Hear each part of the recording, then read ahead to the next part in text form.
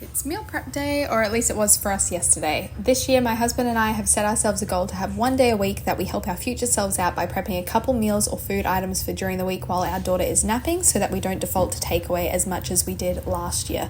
This week, I put in an online order at Woolworths to pick up on Friday using our Everyday Extras discount, which came to $90.67 for the week. Our plan was to use as much as we could from our freezer and pantry this week. I wrote out a meal plan and then a list of what could be prepped ahead of time, which you saw earlier in the video. So while Alex got started on a potato and cabbage soup for dinners, I got started on making some tortilla wraps for lunches this week using some sourdough discard. We really tried to make an effort to clean as we went, but you'll see at the end we still had a mountain of washing up to do.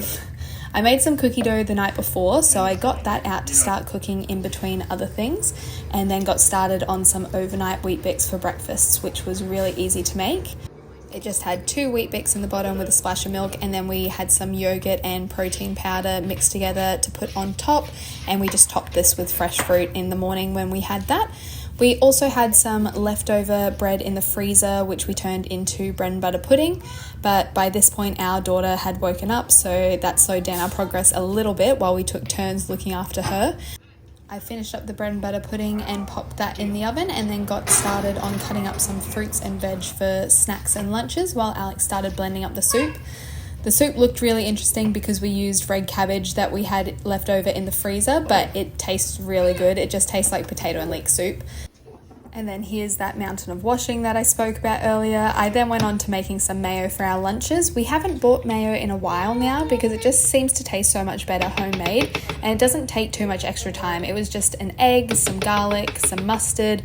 We ran out of Dijon, so I used whole grain this time for most of it, and that worked out fine. A splash of red wine vinegar, and then we slowly blend in a cup of oil. I transferred that all into a jar to keep in the fridge, and then my sister came past with a shirt for Alex for his Secret Santa present. She then took over looking after Ellie so we could finish up, which was a massive help. Alex then finished up some of the washing up while I rolled out the tortillas and finished cooking them. I thought that the toasting machine would make things easier, but I'll definitely use a pan next time because these didn't work out too great. And that is everything that we prepped for the week. Our meal plan and any recipes will be linked in the caption.